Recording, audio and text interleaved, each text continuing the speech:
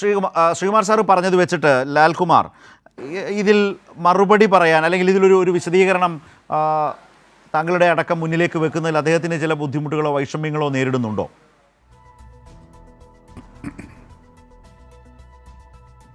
നോക്കൂ, ശ്രീകുമാരിയേട്ടനെ സംബന്ധിച്ചിടത്തോളം ശ്രീകുമാരിയേട്ടൻ വളരെ വ്യക്തമായി കേരളത്തിൽ കോൺഗ്രസ് രാഷ്ട്രീയം പറയുന്ന ഒരാളാണ്. ഇത് രണ്ടും കോൺഗ്രസ് നേതാക്കളാണ്. ഒരു ബഹുമാനമാണ്. വി.ഡി. സതീശനും കോൺഗ്രസ് നേതാവാണ്, രമേശ് ചെന്നിത്തലയും കോൺഗ്രസ് നേതാവാണ്. അല്ലല്ല, ഞാൻ എൻ്റെ എക്സ്പ്ലനേഷൻ കഴിയുമ്പോൾ അത് ക്ലിയർ ആവും. നോക്കൂ, കേരളത്തിൽ ഏറ്റവും കൂടുതൽ കോൺഗ്രസ്സുകാർ സെലിബ്രേറ്റ് ചെയ്ത തെരഞ്ഞെടുപ്പ് റിസൾട്ട് ഏതാണ്? കുറച്ച് കാലങ്ങളായിട്ട് എടുത്തു കഴിഞ്ഞാൽ അത് നമ്മൾ അനലൈസ് ചെയ്യുമ്പോൾ നമുക്ക് മനസ്സിലാവും. ഇന്നിപ്പോൾ ശ്രീകുമാരിയേട്ടൻ ഈ തെരഞ്ഞെടുപ്പുമായി ബന്ധപ്പെട്ട് അദ്ദേഹം പറഞ്ഞത് എന്താ? തുടങ്ങിയ വാക്കുകൾ വളരെ ജാഗ്രതയോടുകൂടി നമ്മൾ ശ്രദ്ധിക്കേണ്ട വാക്കുകളാണ്. നോക്കൂ, കോൺഗ്രസിനെ അങ്ങ് ഇഷ്ടമാണ് ജനങ്ങൾക്ക്. ഇതേ പ്രയോഗമാണ് ശ്രീകുമാരിയേട്ടനും ശ്രീകുമാരിയേട്ടൻ്റെ കേഡറിലുള്ളവരും സെമി കേഡറിലുള്ളവരും അരൂര് തെരഞ്ഞെടുപ്പിൽ നമ്മൾ തോറ്റപ്പോൾ പറഞ്ഞത്. മറന്നു പോകരുത്. ആരിഫ് അരൂരിൽ നിന്ന് മാറി ആലപ്പുഴയിലേക്ക് വന്ന് ആലപ്പുഴയിൽ ജയിച്ച ശേഷം തിരിച്ച് അവിടെ പുളിക്കൻ നിന്ന് കഴിഞ്ഞപ്പം ഷാനിമോൾ ഉസ്മാൻ ജനിച്ചപ്പം ഇവർ പറഞ്ഞത് പിണറായി വിജയൻ കഴിഞ്ഞു, കഥ കഴിഞ്ഞു. ഒന്ന്. രണ്ട്, ഈ പറയുന്ന ജനങ്ങൾക്ക് അതുപോലെ കോൺഗ്രസിനെ അങ്ങനെ ഇഷ്ടമാണ്. ഇതേ ശ്രീകുമാരിയേട്ടൻ പറഞ്ഞ ഇതേ ടോണിൽ ഈ വാദം നേരത്തെ വന്നിട്ടുണ്ട്. ആ വാദത്തിന് എന്താ സംഭവിച്ചത്? പിന്നീട് പഞ്ചായത്ത് തിരഞ്ഞെടുപ്പ് വന്നപ്പോഴും നിയമസഭാ തിരഞ്ഞെടുപ്പ് വന്നപ്പോഴും ആർക്കും റെസ്പോൺസിബിലിറ്റി ഇല്ലാതെ ഏതുവഴിയൊക്കെയോ ഓടി. അല്ലേ?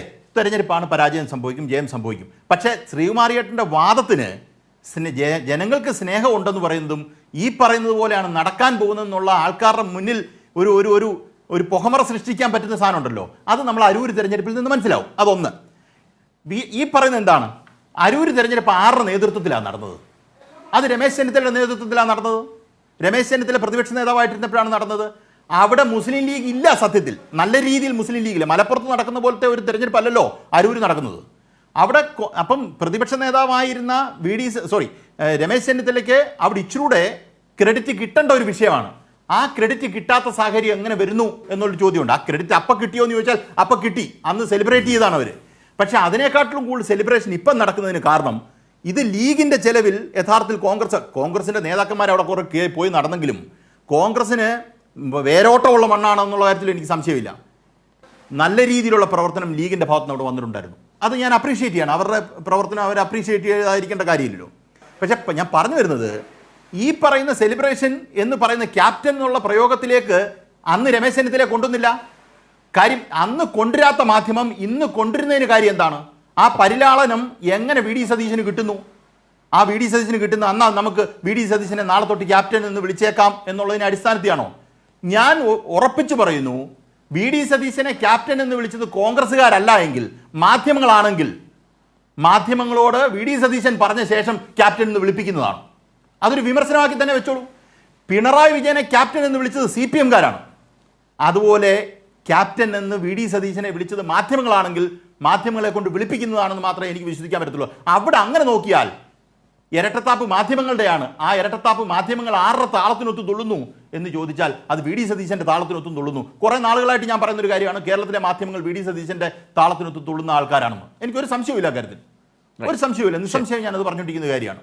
അപ്പം ഇവിടെ ഞാൻ പറഞ്ഞു വരുന്നത് ഒരു എപ്പിസോഡിലൂടെ പറയുമ്പോൾ ക്ലിയർ ആവും, ഇച്ചിരൂടെ ആകുമ്പോൾ ഇതങ്ങ് സീലാവും. കേരളത്തിൽ കുറച്ച് നാളുകൾക്ക് മുമ്പ് കോൺഗ്രസിനുള്ളിൽ കുറച്ച് പേരോട് സംസാരിച്ചാൽ നമുക്ക് മനസ്സിലാവും.